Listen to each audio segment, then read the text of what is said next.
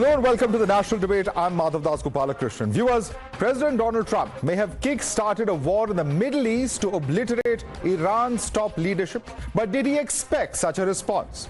While senior leaders of Iran's government are being eliminated one by one, the regime continues to fight back and rain missiles across the Middle East, prolonging what the US initially termed just a 4-week war.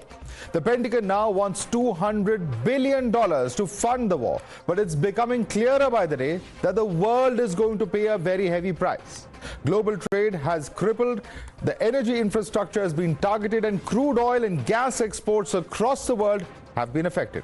For the moment, India is relatively well stocked thanks to the diplomatic channels opened up with Iran. But for how long?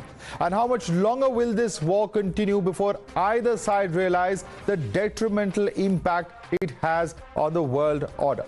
Let's quickly introduce our guest. Joining us with us is Sushant Sareen, Senior Fellow of ORF. We have Abhijit Iyer Mitra, Senior Fellow of the IPCS. Also with us is Matt Klink, Republican strategist. Angie Wong is Miami GOP Committee woman. We have with us Stav Cohen, IDF Special Forces Reserve.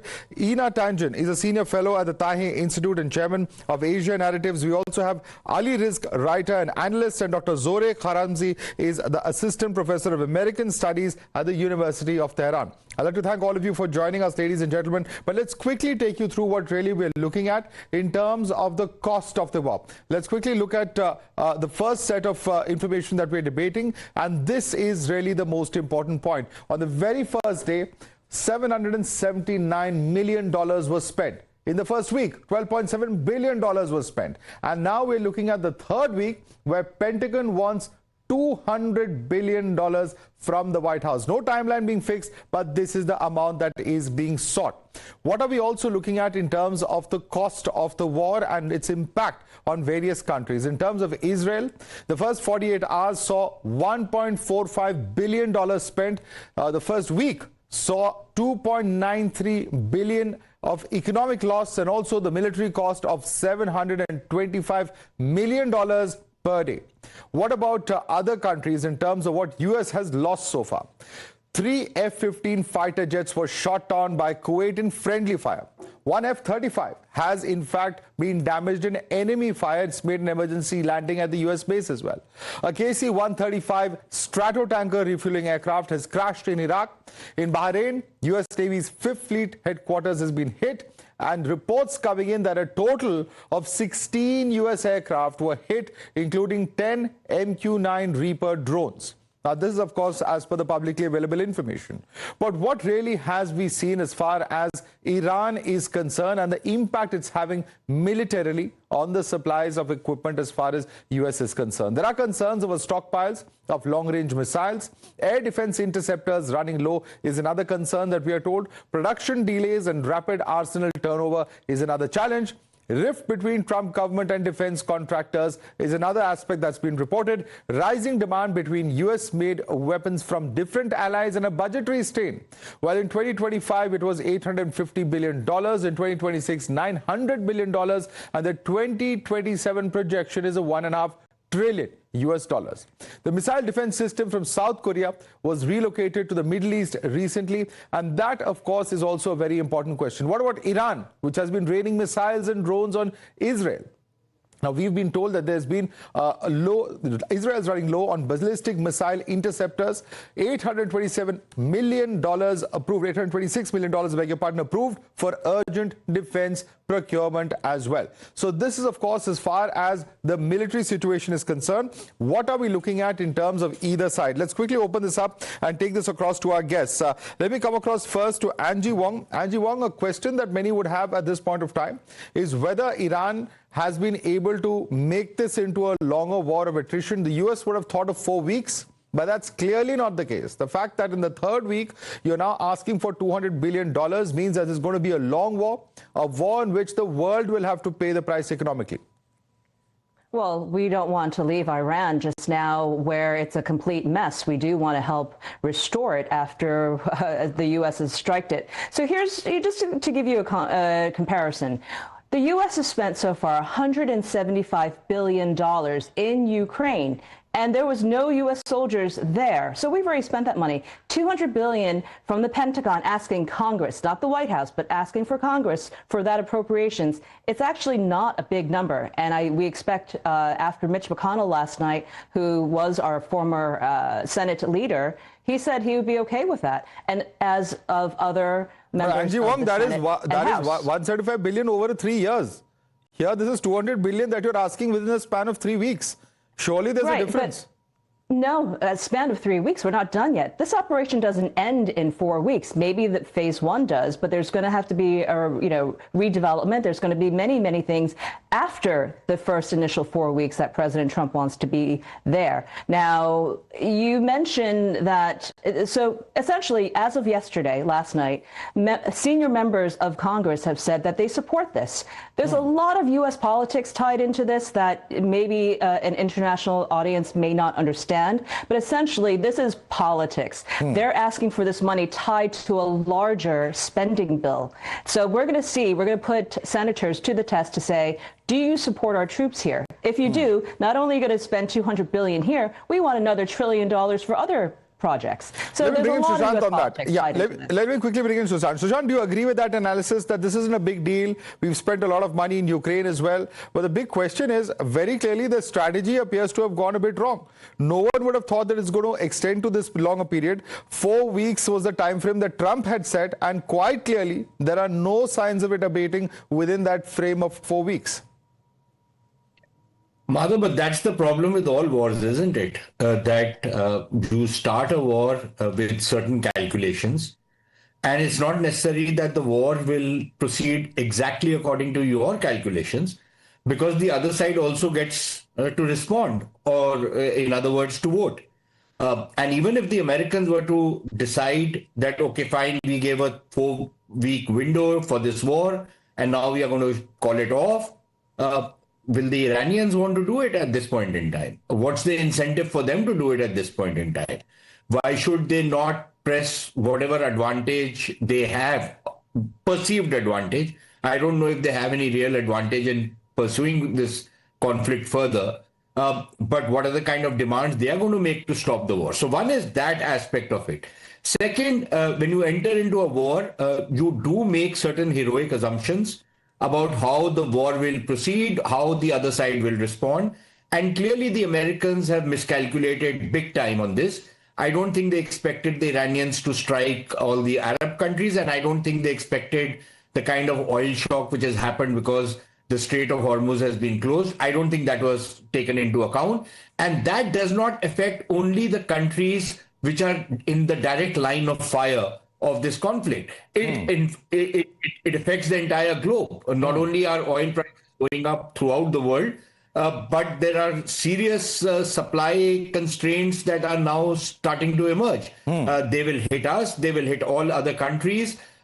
Countries which are managing their financials reasonably well are suddenly going to see their budgets go completely out of sync because the price of oil has gone up to a point where it's unaffordable. And if you raise the prices too much, then you risk civic unrest in Absolutely. countries. Is that really the strategy? It's everything is, and to just calculate how much these guys are spending on the war, that's cold comfort to people like us because we're not involved in the war, and yet all of us will have to pay a very, very heavy price. That's the point. The whole world will be impacted by Sushant Sareen. But let me take that question across to Ali Rizk, who's a writer and analyst. Ali Rizk, the question is the entire strategy based upon making the world have to pay for it, in terms of the economic impact, for it to be felt before there is diplomatic pressure that is built on the US? And is that really going to work at the end of the day? We don't know. But is that really the strategy? Ali Rizk.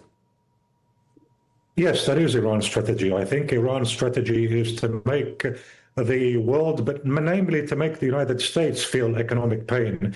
Remember that a lot of the Iranian firepower has been focused on American targets more than even on Israeli targets. Now, yesterday, Iran did launch a rather severe retaliation after its gas fields were targeted.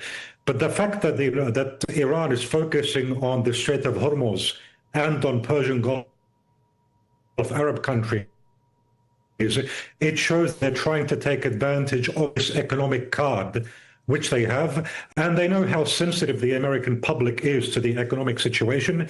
And so basically, I think it's a way to influence Trump's decision-making and force him to end the war. Now, will it work? I think it's difficult to say. You have Israel, which is lobbying Trump in one direction, trying to tell Trump that you have an opportunity to go down in history as the president who defeated the Islamic Republic, which is an enemy of Iran, etc. Iran is counter-lobbying by saying that Trump will pay a very, very heavy price, not just in terms of American soldiers killed, but in terms of the general economic situation. It's difficult, again, to predict which way Trump will go. I think it's anybody's guess what course of action he'll take.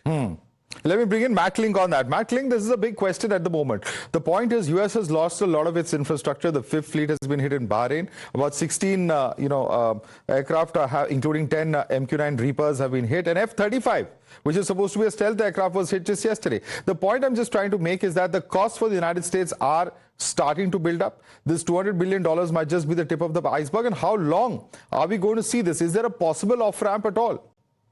Well, a couple observations here. One, it's like I woke up this morning to a completely different picture of the world. The U.S. is dominating this war. So the cost is relatively small, as your other host said, or your other guest said. $200 billion is pocket lint for America's military. Look, but a broader scale here. First, President Trump never said 4 weeks. The media has tried to box him into an exact time frame. He has never said that. Second, I would much rather be sitting where America is right now. I mean, look, the Iranian leadership, you could call that, we could say, dead man walking. I would not want to be where they are. Their ballistic missiles have been degraded 85 to 90%. We're taking out their potential sites for nuclear weapons, and their ability to extend their terrorism abroad is radically decreased. So what you may say is America looking weak and is a loss. The rest of the world looks at it objectively and says, America is kicking butt right now. Matt, let me agree with everything that you've said. Of course, it's a fact that the top leadership of Iran has been obliterated. Of course, it's a fact that at least you claim that you've hit a lot of their missile depots, so on and so forth. But the point is, they still continue to fire away at Israel and the rest of the Middle East. You haven't taken away their ability to strike. And as long as they can do that, they continue to remain a threat to US and Israel. Agreed, which is all the more reason why we need to press the attack and end this thing once and for all. Iran has been a thorn in the world's side since the mullahs and the radicals took power in the late 1970s. And it's Donald Trump is the only president, and I'm going to repeat that, the only American president who has actually done something about it. Other American presidents, Republican and Democrat, have used rhetoric that Iran is an existential threat. They're the world's largest sponsor of terror. No, blah, that works blah, very blah. well. That works very well for the domestic audience there in the United States. But the point is, the world is having to pay the price of this. And the point is that this is an aggression that began from the side of US and Israel. Why should the whole world have to pay for a war that you are fighting against Iran? Because you clearly have not stopped this too. You clearly didn't think about the fuel that's going to have to come out of the Strait of Hormuz and the impact that's going to have on the global economy, including the United States. And if Iran gets a nuclear weapon, you don't think that Iran would hold the rest of the world hostage? The rest of the world should send America a big thank you note for fighting and doing the job that the rest of the world is too weak or too bound in international law to do. Well, Joe Kent, who resigned as the NCTC chief, didn't seem to believe that. He resigned saying there was no threat to the U.S. at all. There was absolutely a threat to the U.S. And ultimately, the person who you quoted, whose name I didn't make out, he doesn't get a vote. Ultimately, it's Donald Trump as the commander in chief. All right. The world hasn't forgotten what happened in Iraq, but let me quickly bring in some of the other panelists as well. Dr. Zorek Haramzi, I want you to respond to that it was Iran's nuclear ambition that has actually costed this war. And the world should be thankful to the US for actually attacking Iran. And it is a fact that whether it's civilian, whether it's military or other infrastructure, the point is that these attacks are having a huge impact on Iran, which for the moment may be able to hold fort, but when it will collapse, nobody knows. Actually, I'd like to refer back to Joe Kent's resignation, that he mentioned that there was no threat from Iran's side to the United States. And last March, also the national community of the United States released a report that the whole community having actually one conclusion, that Iran doesn't have the nuclear weapons, has no programs to get it, and no decision has been taken by the Iranian leaders to have any program of nuclear weapons. So I think that what is running this war is Israel. Israel likes to have a scorched earth policy in the region, and Israel likes to see all the region, the GCC countries and Iran, and all oil and gas installations in both sides to be under destruction to develop its grace map policy. And Trump and the Epstein class people like Trump and the United States are the hostages, and the energy side of the global economy is the hostages in hands of Israel. All right. Let me in fact bring in Stav Cohen on that note. Stav Cohen, is it Israel that's driving this entire war? Because the perception being seen by many is that somehow it's Israel that has forced US into a war that Israel wanted to fight. How do you respond to that charge? I would respond just as my colleagues here. Thank you. Or you're welcome. You're welcome for us doing the heavy lifting for you, sir, because Israel and the US are basically in the front lines against terrorism. Fortunately, many of the good people of India know terrorism, or unfortunately, they know terrorism all too well, and they're not falling for the trap of advocating for terrorism. I want to know, sir, I pose a question. What about my fellow colleague here just said that Iran doesn't have any intention of nuclear bombs. What about Midnight Hammer, when they have enough enriched uranium for 10 nuclear bombs? I want to know where those 430 kilograms of enriched uranium serves. And if I may, I don't think anyone is not intelligent enough to think that Iran is having any plan to take that enriched uranium for peace purposes, sir. Just this morning, my wife told me. Didn't work? The enriched uranium was not destroyed in Midnight Hammer? Say it again, sir? Are you saying that Midnight Hammer didn't achieve its goals? That enriched uranium there did not actually get destroyed in that mission? It achieved many goals, sir. If it would achieve all of them, we would never be where we are in the first place these days. This morning, my wife asked me to get some vegetables from down the street. It took me 1 hour and 15 minutes to get few tomatoes because I had 4 sirens with ballistic missiles from Iran. They still have enough enriched uranium for nuclear bombs. They still have thousands, if not tens of thousands of ballistic missiles, and this is why they need to be eliminated one by one. So who's responsible for that, Iran or US and Israel? Who started this round of conflict? Sir, the conflict started 47 years ago when Iran chanted death to the great Satan, death to the small Satan. And when you have a terror regime that is having its main purpose, and it's not my words, it's their former president Ahmadinejad, ruled from 2005 to 2013, he said, we will convert the entire world into Islam. This is the Khilafah, sir. So if I may to address this very important point to the former colleague here of mine, Khilafah, one Islamic global state ruled by Sharia law, 7th century mentality, brutal mentality, of course. It has no place in 2026. Let me quickly bring in Abhijit and then Inar as well. Abhijit, I want you to respond to this point being made by Stav Cohen, because when you talk about the war, when you talk about the economic cost of it, people are talking about saying thank you to us for actually taking out Iran's nuclear ambitions and weapons. But the point is that, yes, of course, terrorism is something that India too has faced. But look at what we're going to potentially face economically if there is a long drawn out war. If our crude oil supplies dry out internationally, there's going to be a recipe for disaster as far as India and perhaps many, many other countries and economies are concerned. That's the point that somehow does not seem to be registering. Abhijit. Has Iran ever attacked India? Of course not. No. Then what exactly are we thanking anybody for? Just wait until he's murdered, and then you'll do something. So you see, this is the problem. They want to pass on the costs of their war onto us. They have every right to do whatever they want.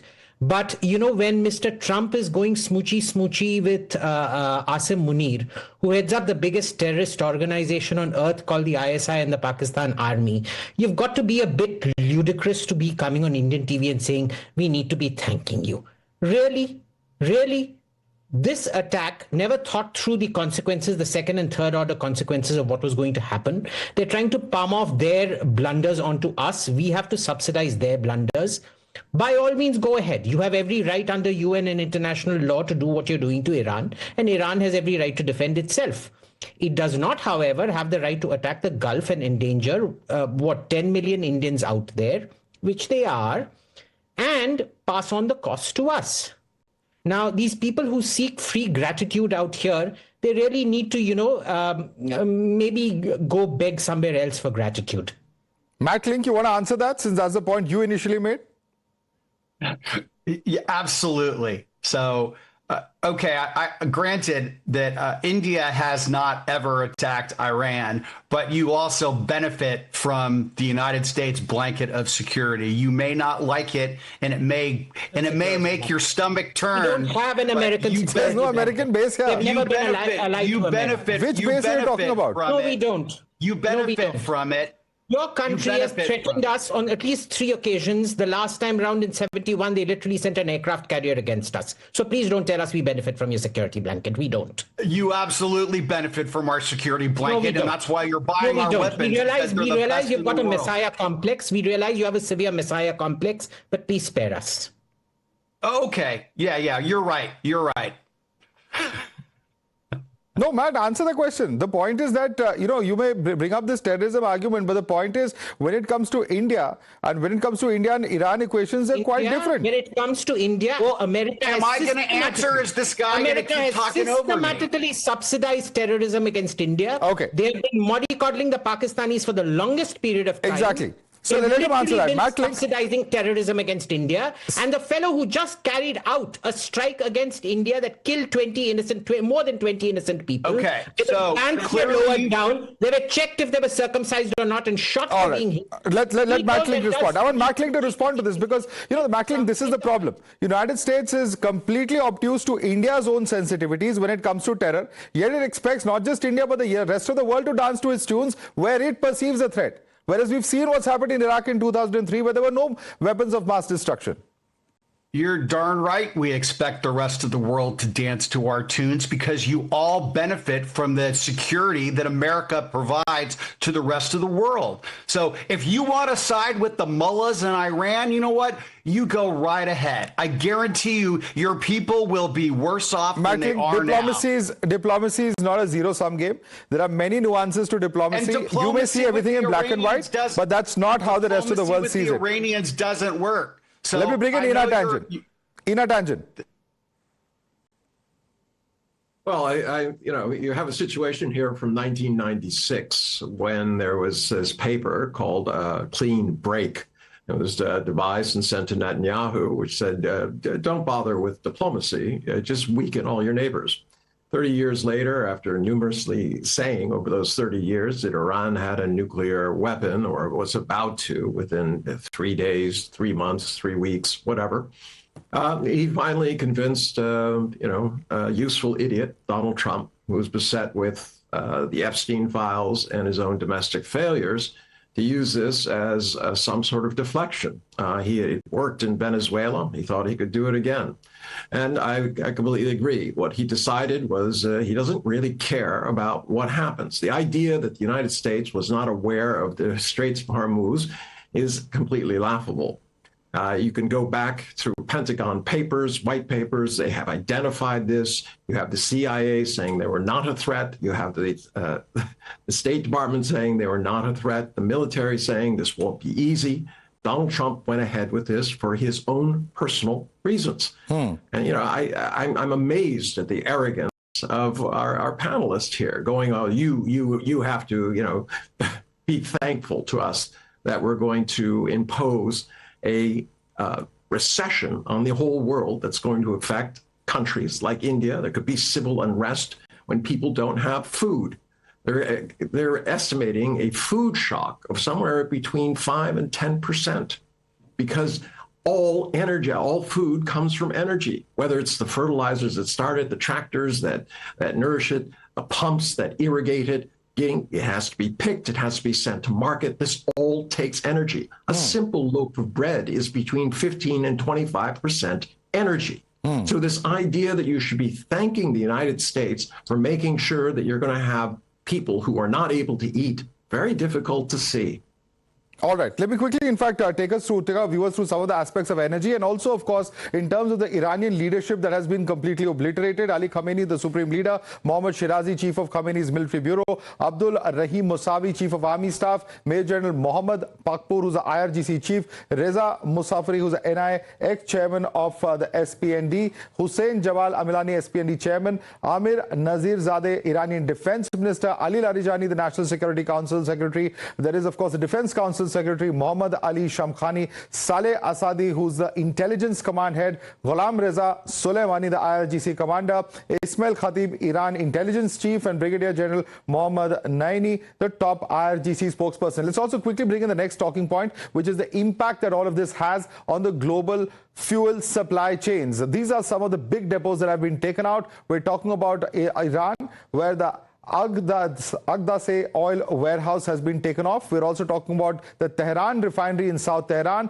the Sharan oil depot in West Tehran, as well as the oil depot in Karaj that has been taken out in the oil transfer center in Al Borz. The South Pars North Dome, the world's largest natural gas field in the Persian Gulf, that was taken off, where also Qatar has huge stakes in it. Israel, the Haifa refinery has been targeted. It's the country's largest over there. In Qatar, the Ras Lafan LNG facility, which has also been taken out, as well as the Mesaid Industrial City power plant. There's also the Saudi Arabian Ras Tanura refinery, a massive refinery there as well. In UAE, the Musafa fuel terminal that has been taken out, the Fujairah oil terminal also that saw an attack over there. The Ruwais industrial complex also being attacked over there. In Oman, the Dukhan port fuel storage area, as well as in Oman, the Salalah port energy facilities, which saw that particular strike. In Bahrain, the Bapco refinery, which has been impacted, and the Sitra Island oil refinery in Bahrain as well. In Iraq, the US operated oil field as well has been impacted.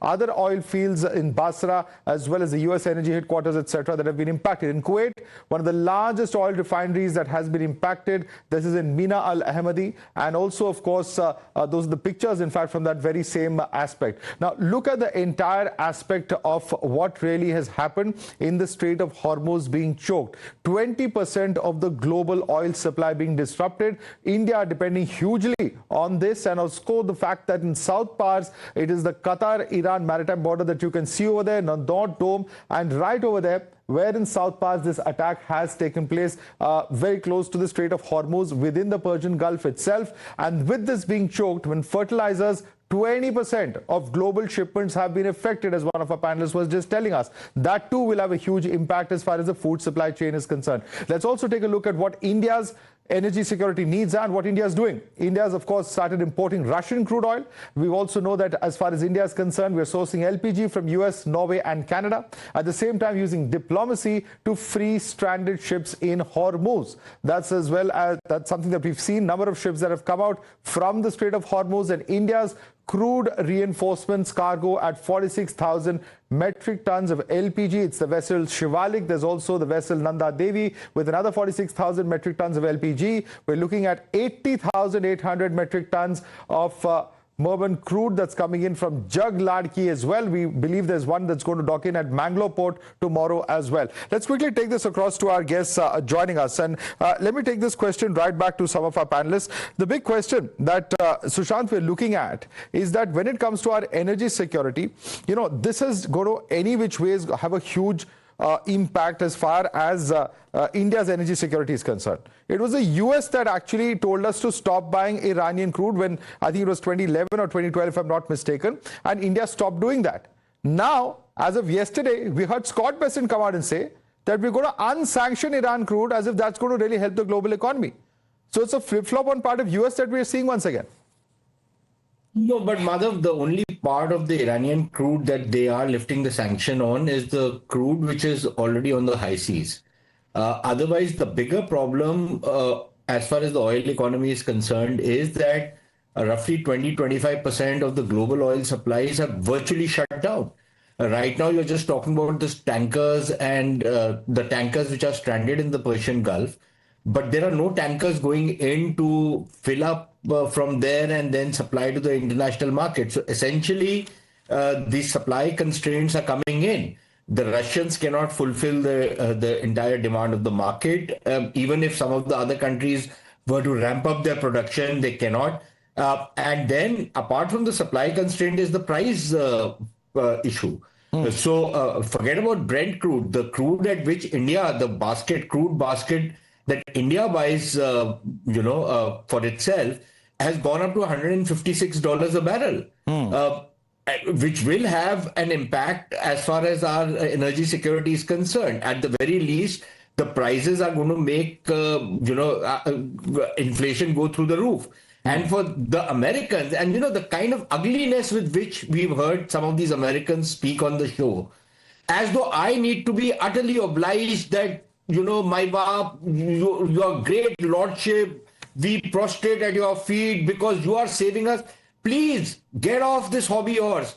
Yes, we have a security relationship with you, but you don't give us a security umbrella.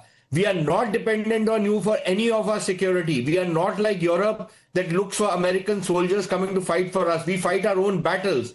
In fact, you have always sided with our enemies. You have never sided with us in any conflict. So please get off this hobby horse of yours and this high horse which you guys have climbed on and thinking that you rule the world. You don't. So get off it before, we are not used to using the kind of language you use. But there is plenty of stuff that can be said to you guys. But, the sheer arrogance of these guys, the kind of insulting attitude they have, which is why even the Europeans are now asking them to off. They're okay, fine. Okay, language. Go fight it yourself. Yeah, language, please. This is the problem with these guys. The kind of ugliness they bring to the table is shocking. Then they don't even realize how obnoxious they are. Yeah. And Mackling, actually, you should answer that, because the point is Trump played fast and loose with his whole policy of tariffs, sending the global economies of different countries into all sorts of tizzies. And now it's the US that's actually trying to or will have to pay the cost of this war. We don't know how long it's going to go on. The least you can do is be a little less arrogant about it. Well, gee, thank you for that subtle question there. Look, I mean, America is doing the heavy lifting in the world. We took out a problem in Venezuela that was, a source of tension in our hemisphere. The Iranian problem has been one that has bedeviled the world, and everybody in the world complains about Iran, but nobody was willing to step up and do anything until Donald Trump did. So, okay, so your oil prices are going to increase in the short term. I guarantee you that the degrading that's going on in Iran, the entire world will benefit in the long term. So you can scream all you want, but ultimately, when we're that's done... hypocrisy, Mackling. You may think that you've sorted your problems in Venezuela. When it comes to India and Pakistan, you are completely hypocritical. You're okay with supporting terrorists like Asim Munir. Okay, well, again, I will tell you, we can support both India and Pakistan. You may not like that. So then we can support both US and Iran. You may not like that. The same yardstick. You're right. You're absolutely right. So guess what? India's going to look out for India's interests first. I don't begrudge India for doing that. I understand. So stop telling people to be so gratitude, to have so much gratitude for the US. You're actually putting the world economy at peril right now. I don't think any of the other panelists are quite happy with that. Or I don't think any citizen would be very happy with that. There's a big chunk of America that's perfectly happy with what's going on in Iran right now.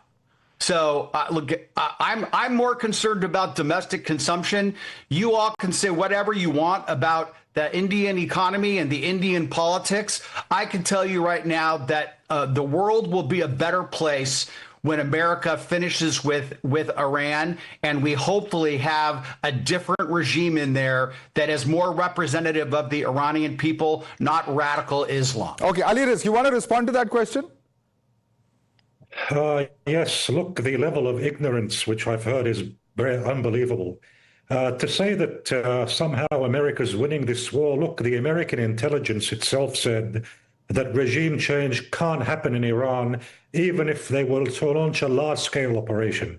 This is what American intelligence is saying. So I think that some of the people in this program, they appear to be more like a spokesman for the American Trump administration more than they're actually analysts.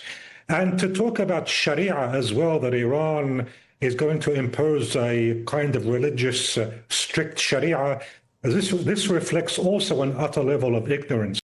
The party that wanted to impose Sharia, by the way, which was ISIS, it wanted to establish a Khilafah state and impose Sharia. Guess who was the first party to wage war against ISIS? It was Iran, in Mosul, under General Qasim Soleimani. So I think you have to get the facts right. And I think that the biggest danger actually to world peace is the right-wing Zionism, which we're currently seeing in people like Ben Gvir and Smotrich, who make no secret of their desire to establish a greater Israel meaning to encompass large countries, large areas in the Middle East. This is what Iran, by the way, it's launched one war before, which was against Saddam Hussein. Actually, Saddam Hussein initiated that war. It wasn't Iran. This time as well, who started the war? Not Iran. It was Israel and the US. In the 12-day war, it was also Israel and the US. So to kind of get the facts mixed up and to say that, oh, Iran is the aggressor, that's simply not supported by the facts. I hate to say it. Okay. So please, if you Staff want to Cohen is nodding his head. I'm going to give Staff Cohen a chance to respond to that. Staff Cohen. I'm fascinated, sir, by how ignorant that person could be. I'm interested how many of my fellow colleagues here has ever faced a terrorist. Showing of hands, please show your hands if you've ever faced a terrorist. Show your hand if you've ever fought a terrorist. I've been fighting 12 years those lunatics, sir, all of the Iranian proxies across the Middle East. I think I know what I'm talking about as a lawyer and as a Special Forces reservist who's been fighting them 12 years, who's been injured myself. I buried friends in Mount Herzl in Jerusalem. I know what they're after, and it is after everything. Advocating for terrorism, I don't know what story you're telling yourself, sir, when you're going to sleep at night, but what Iran is doing right now is making us all suffering. We refuse to kneel to this blackmail posed by the Iranian regime, sir. And yes, it is almost an unbearable price that we need to pay right now. We Israelis, I told you I had 4 sirens this morning when I went to buy some tomatoes. You, the good people of India, your oil prices, everyone's oil prices are up, definitely. But if we won't pay that price today, sir, we will pay double tomorrow, next year, 5 years, and 10 years from now, because you just show your viewers, sir, the numbers of the war's costs. Those numbers will turn into war casualties, big time casualties, if we won't stop the Iranian regime from taking over the Middle East, sir. Okay. Let me bring in Dr. Zorek Haramzi on that. Dr. Zorek Haramzi, the point is also that the Iranian rial is already in free fall at over 1.4 million to the dollar. There's inflation of 40% even before the war. And now with the revenue generating assets, including the oil refineries which have been attacked, what really is the future for the Iranian economy even once the war ends? And how long will the regime hold out in such a situation? Actually, we are fighting for the survival and a self-defense legitimate position. And thanks God, when I'm going to buy vegetables, there's no sirens here. Everything is running as always. And Iran is so huge country that in Israel, Israel and the United States are not able to destroy it. And what is running in the battleground is that Israel is Haifa, Tel Aviv have open skies by the Iranian hypersonic missiles. That is very much based on the indigenous technology, and Iran is ready for a very prolonged war. We are really determined. Every night people are coming to the streets to indicate their support. However, they are suffering the economic terrorism of the United States, but they are supporting Iranians in the streets. Islamic Republic. And this is the battleground that is saying that the genocidal regime of Israel is not the winner. And the strategic defeat of the United States and Israel is the message that the Europeans and the Westerners absorbed it, and they are reluctant to step in because they have got the message and they understood that Israel and the United States are the bankrupt side of this war. All right. You want to respond to that, Staff, quickly? Please, yes, sir. Thank you very much. The Iranian people are being butchered by the tens of thousands in their own streets just for standing up against terrorism. Out of NPT. Man, you're embarrassing yourself, please. If you want to advocate for terrorism, please please. If you want to advocate for terrorism, don't do it on national TV. You think that everybody else is the Amalek to be destroyed, so you're not in the position to touch in this position. All right. Oh, I'm just one in by the one, right please. position, One by one. man. Let's not talk with each other. The one person who has been fighting terrorism, the very same amount, the one that you're advocating for, is definitely in a position to tell you that you're brainwashed and you're advocating for terrorism. Absolutely. Israel and the IDF is the most moral army in the world. We have the lowest casualties in the world. Gaza, most crowded battlefield. Let's the most ridiculous joke we are hearing from genocidal regime. Ratio casualties of 1 to 2, 1 to 1.5, 1 militant pen. All right. Let me quickly. All right. Let me come in now. Let me bring in other panelists. Ina Tangent, I want you to come in on this, on the entire aspect of the conflict as well, and what China is really looking at, because this is a war that could very severely impact countries which are seen as producer countries such as China. Not just the inflationary impact, but also the cost of this war could be immense for many of these global economies, including that of China's. That's correct. China is very concerned about the global situation. Its own situation is not as bad as most countries. It has a third of the world's oil reserves, 1.1 billion barrels put away. That's long enough to allow it to transition to the mountains of coal that they have. There will be an environmental cost to that, obviously, but they also are the leaders in alternative energy. They're the ones who are putting in, I think, 20 more nuclear power plants. So it's a question of time. Over the short time, obviously, they'll have to pay more. But one thing one of your analysts missed is what Iran is doing. They are now charging these oil tankers to go through, and gas to go through the Straits of Hormuz. It's actually a contract. You have to sign it, and money has to be exchanged.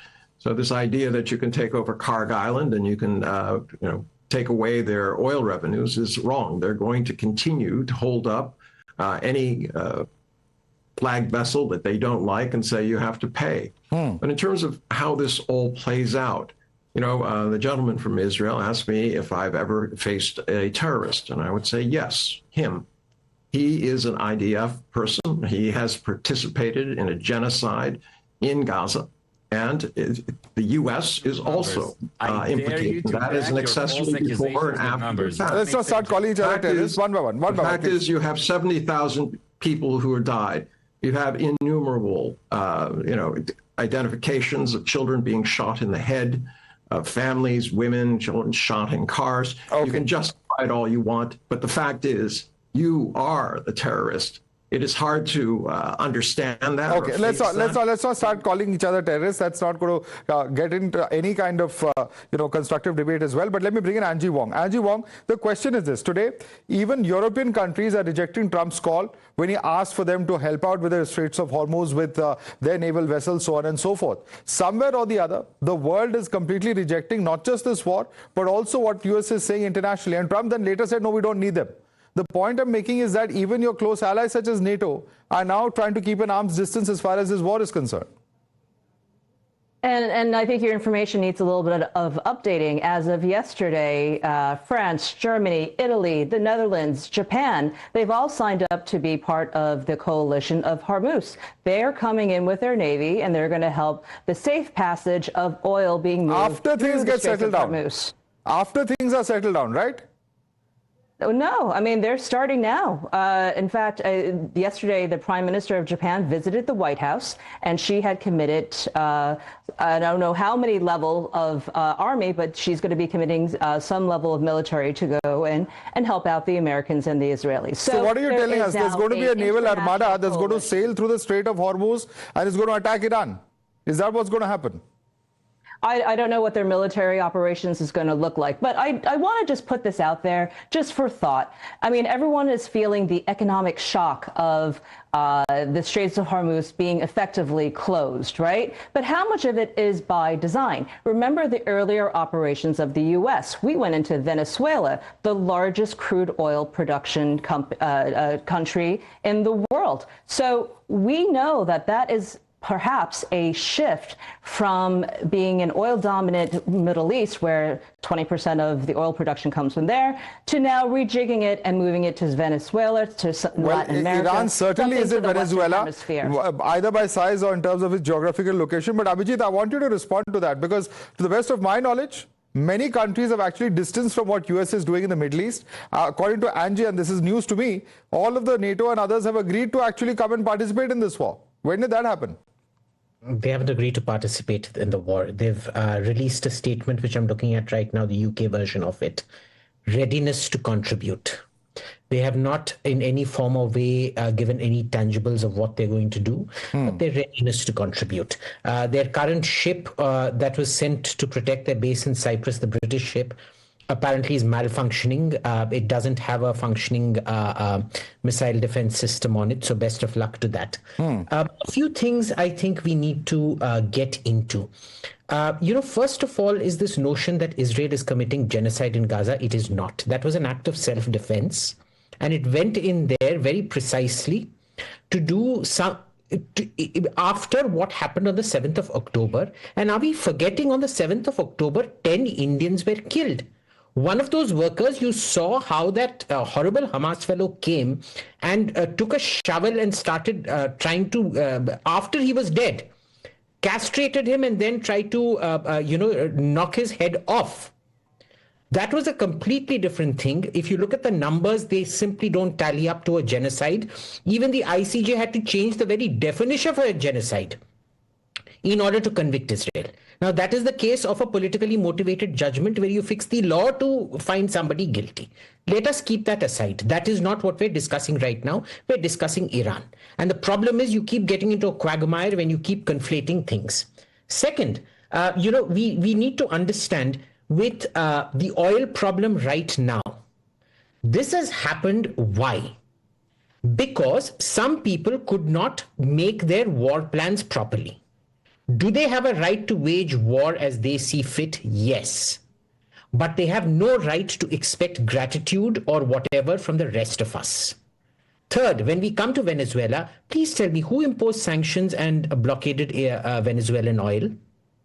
This is like saying this is like the Roman fire brigade in the time of Augustus. The Roman fire brigade, when Augustus started it, used to be the biggest pyromaniacs themselves. They used to see the fire and then demand money to come and put out the fires. So you sanction Venezuela, you destroy its oil industry, and now you want, gratitude for the great benefit that we're getting from you lifting your own goddamn sanctions on Venezuela. Angie Wong, quick response. We're almost out of time. Angie Wong. I don't know if I agree with any of that. Clearly, a lot of people on this panel is embedded in a lot of folklore and hate, and I understand that as an American. We're not here to really even take a side on this, because we're here to make sure that there is energy security for all. But we have to make sure that we remove a regime that wants to kill us, that wants to build nuclear power and nuclear bombs against everyone else. So this is what our main mission is. I think within 4 weeks' time, President Trump and the Trump administration will get that done. And I hope that they will declare victory on phase 1 of this operation and get out of there, because we don't need to go into an ideology war, which is clearly what all of this has spun out to be. We don't want to do that. All right. We'll have to leave it there for the moment. I'd like to thank all our panelists for joining us. Sushant Sareen, Abhijit Iyer Bitra, Matt Klink, Angie Wong, Stav Cohen, Ina Tanjan, Ali Rizk, Dr. Zorek Kharazmi. Thanks so much for joining us on this edition of the National Debate.